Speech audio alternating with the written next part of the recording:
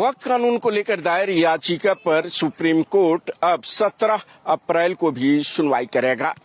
Court ने संकेत दिया है कि इस मामले में कुछ पॉइंट्स पर रोक लगा सकता है। मामले की सुनवाई के दौरान याचिकाकर्ताओं को से पेश वरिष्ठ वकील कपिल सिब्बल ने कहा कि यह कानून असंवैधानिक है और यह संपत्ति हड़पने जैसा है।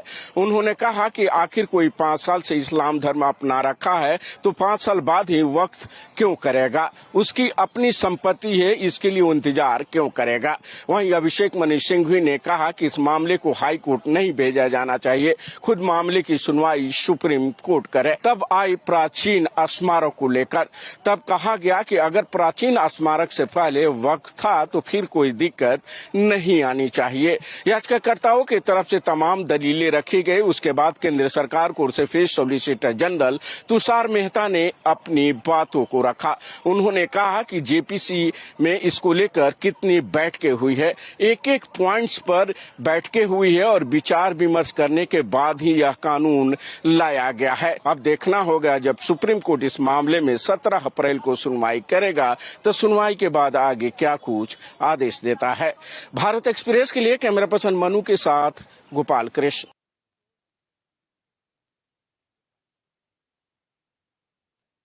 दिल्ली में आरजेडी कांग्रेस की बैठक के बाद कल पटना में बैठक होने वाली है। इस बैठक में आरजेडी कांग्रेस के अलावा महागठबंधन के अन्य घटक दल के नेता भी मौजूद होंगे। कई महत्वपूर्ण मसलों पे चर्चा होगी जिसमें सीट शेयरिंग और नेता सबसे महत्वपूर्ण है।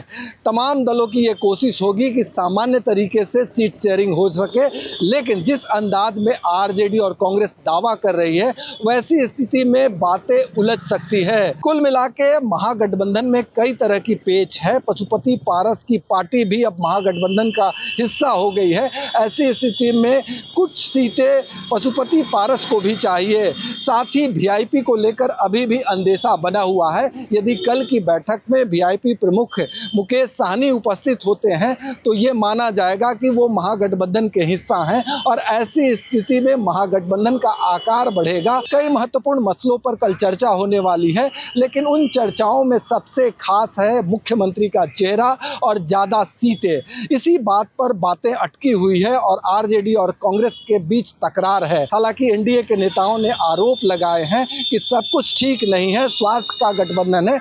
ऐसी स्थिति में बातें बिगड़ सकती है। हालांकि आरजेडी और कांग्रेस का दावा है कि सब कुछ ठीक है और मिल बैठकर महागठबंधन के नेता सब कुछ तय कर लेंगे। सहयोगी कैमरामैन राकेश के साथ भारत एक्सप्रेस के लिए पटना से आशुतोष कुमार।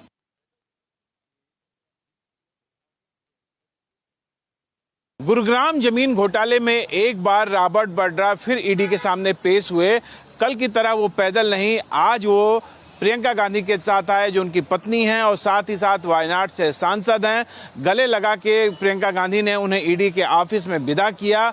ईडी में पूछताछ लगातार होने की वजह से कहीं ना कहीं एक प्रेशर पड़ा है रॉबर्ट वाड्रा पे, इसलिए वो लगातार जिस तरह से प्रतिक्रिया कर रहे हैं, जिस तरह से वो कह रहे हैं कि वो सॉफ्ट टारगेट नहीं है, वो हार्ड टारगेट है। वो जितना ज़्यादा उनके ऊपर दबाव बनाया जाएगा, जितना ज़्यादा उन्हें कमज़ोर करने की कोशिश की जाएगी, वो और मजबूत होकर उभरेंगे। देखना होगा कि ईडी की जांच में क्या सच सामने आता है। लगातार पूछताछ जारी है और देखना होगा कि जब भी जो सच सामने आएगा उसके बाद रॉबर्ट वाड्रा के साथ क्या कानूनी कार्रवाई की जाएगी। कैमरामैन दिलीप के साथ रमेश कुमार सिंह, भारत एक्सप्रेस।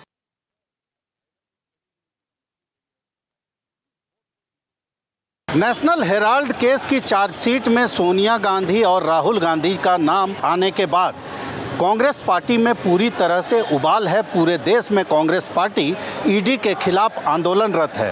रांची में भी ईडी दफ्तर के सामने कांग्रेस के तमाम कार्यकर्ता और तमाम बड़े नेता जो है वो मौजूद हैं और जैसा कि साफ तौर पर देख सकते हैं ये ईडी का दफ्तर है और ईडी दफ्तर के नीचे आगे जो है सुरक्षा के चाक चौबंद इंतजाम किए गए हैं। रैपिड एक्शन फोर्स के अलावा जिला पुलिस के बलों को लगाया गया है। महिला पुलिस बल की जो तैनाती है वो भारी संख्या में की गई है। के राजू के यहाँ रहने के कारण तमाम बड़े नेता यहाँ पर मौजूद हैं। नेशनल हेराल्ड केस में जिस तरह से ईडी ने चार्जशीट में नाम डाला है, उसके बाद कांग्रेस के लोगों का यही कहना है कि पूरी तरह से राजनीतिक विद्वेष के कारण ये नाम डाला गया है। और चूंकि बिहार में चुनाव है, गुजरात में हाल ही में राहुल गांधी ने कांग्रेसियों के लिहाज से ताकत दिखाई है, ऐसे हालात में अब केंद्र की सरकार डर गई है और ईडी को आगे करके अपने तरीके से जो पुराने आरोप कांग्रेस लगाती रही है, उन्हीं आरोपों के तहत यहां पर यह धरना प्रदर्शन चल रहा है। भारत एक्सप्रेस के लिए कैमरामैन धर्मेंद्र के साथ मधुकर आनंद, रांची।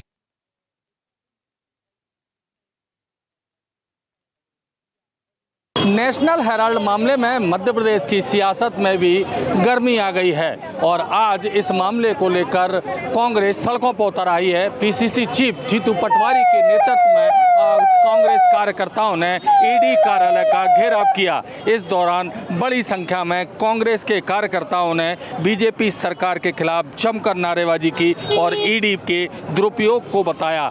इसके साथ ही आज जीतू पटवारी ने कहा कि कांग्रेस किसी से डरने वाली नहीं है और बीजेपी के नेता कांग्रेस को डराने का काम कर रहे हैं। मोदी सरकार कहीं ना कहीं ईडी के दुरुपयोग कर रही है और ईडी के दुरुपयोग के कारण कई नेताओं पर केस लादे गए हैं। वहीं इस पूरे मामले पर भाजपा ने भी पलटवार किया है। वीडी शर्मा ने बताया कि ये मामला 2012 का है, जब उनकी सरकार नहीं थी और सोनिया गांधी और राहुल गांधी का नाम चार्जशीट में आया है। ये कानूनी मसला है, ये तकनीकी मामला है और इसमें निश्चित तौर पर कार्रवाई भी होगी। देखना यह है कि अब नेशनल हेराल्ड मामले में मध्य प्रदेश की सियासत कहाँ जाती है। कैमरामैन मनीष के साथ भारत एक्सप्रेस के लिए भोपाल से अजय भटनागर।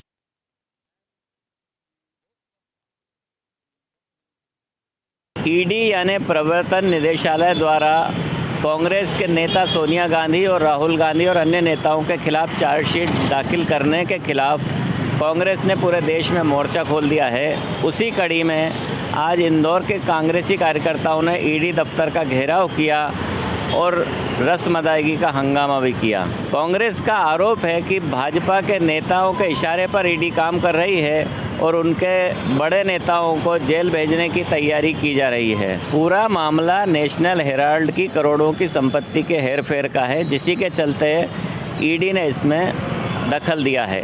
अब देखना है कि राजनीतिक प्रदर्शन इसमें किस तरह का असर डालते हैं। कैमरामैन इमरान खान के साथ जय व्यास, भारत एक्सप्रेस, इंदौर।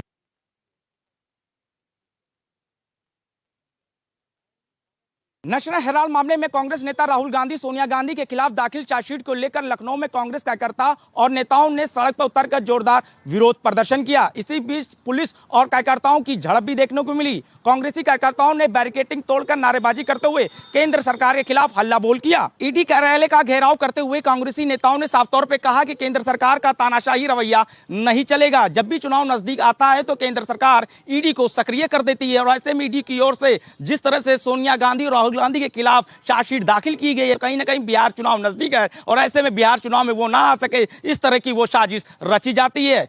कुल मिला के देखा जाए तो आज देश भर में और उत्तर प्रदेश में भी कांग्रेसी कार्यकर्ताओं ने जोरदार विरोध प्रदर्शन किया और नारेबाजी करते हुए केंद्र सरकार की, योगी सरकार को लेकर भी तमाम सवाल खड़े किए। वीडियो जर्नलिस्ट शैलेंद्र पाठक के साथ अनुज कुमार, भारत एक्सप्रेस, लखनऊ।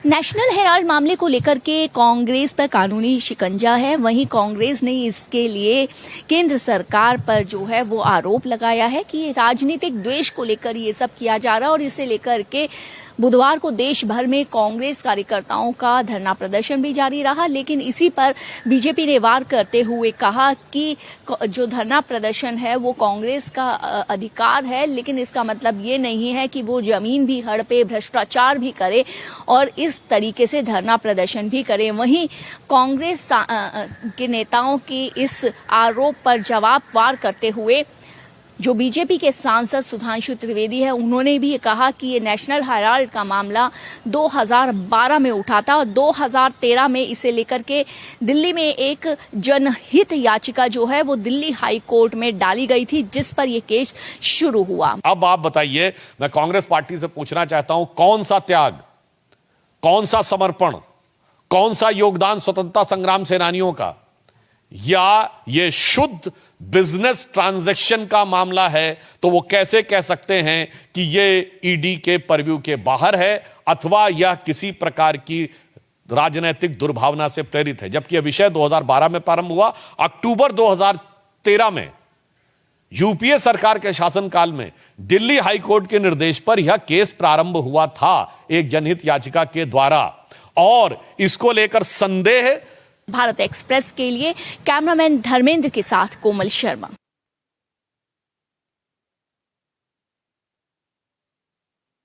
महाराष्ट्र के नासिक में एक दरगाह हटाने को लेकर जमकर बवाल हुआ। दरगाह हटाने पहुंचे महानगर पालिका के अधिकारियों और पुलिस कर्मियों के ऊपर जमकर पत्थरबाजी हुई, जिसके बाद पुलिस ने भी जवाबी कार्रवाई करते हुए लाठीचार्ज किया और आंसू गैस के गोले छोड़े। दरअसल उस दरगाह को हाईकोर्ट ने अवैध घोषित कर दिया है और तुरंत उसे हटाने का आदेश दिया, जिसको लेकर के कार्रवाई करने पहुंची महानगर पालिका की टीम के ऊपर वहां पर उपद्रवियों ने पत्थरबाजी की, आगजनी की और उनके ऊपर हमले किए, जिसमें प्रोटेक्शन दे रही पुलिस भी घायल हो गई। करीब 12 से 15 पुलिस वाले घायल हैं और उनका इलाज चल रहा है।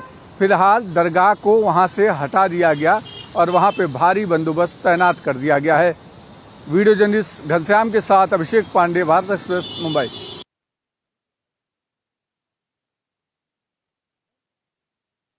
रतलाम के नीमच में बंसी गुर्जर नाम के फर्जी एनकाउंटर में सीबीआई जांच हुई और सीबीआई जांच में कई पुलिस के अधिकारी, थाना प्रभारी, डीएसपी, एसपी इसमें फंसते हुए नजर आ रहे हैं। ऐसे में सीबीआई के द्वारा ग्वालियर जिले के झांसी रोड थाना प्रभारी मंगल सिंह पपोला की गिरफ्तारी को लेकर भी समन जारी किया गया है। जब समन जारी हुआ उसके बाद जैसे ही मंगल सिंह पपोला की इसकी भनक लगी तो भूमिगत हो गए हैं। ऐसे में जब अधिकारियों से पूछताछ की गई और अधिकारियों से बात करने का प्रयास किया गया तो अधिकारियों का कहना है कि वो लीव पर गए हुए हैं, यानी कि छुट्टी पर गए हुए हैं। अभी झांसी रोड थाना प्रभारी सिक पे हैं पिछले 8-10 दिनों से। जैसा कि आप बता रहे हैं कि उनका वारंट जारी हुआ होगा, अगर उनका वारंट जारी हुआ है तो वो जब भी अपने ड्यूटी पर लौटेंगे तो उससे वो कंप्लायंस करें। ऐसे में देखना होगा सीबीआई कब तक उन्हें गिरफ्तार कर पाती है और जो फर्जी एनकाउंटर की जांच की आंच है वो जो अधिकारियों तक पहुंची है, क्या कुछ कार्रवाई हो पाती है। मनोज चौबे, भारत एक्सप्रेस, ग्वालियर।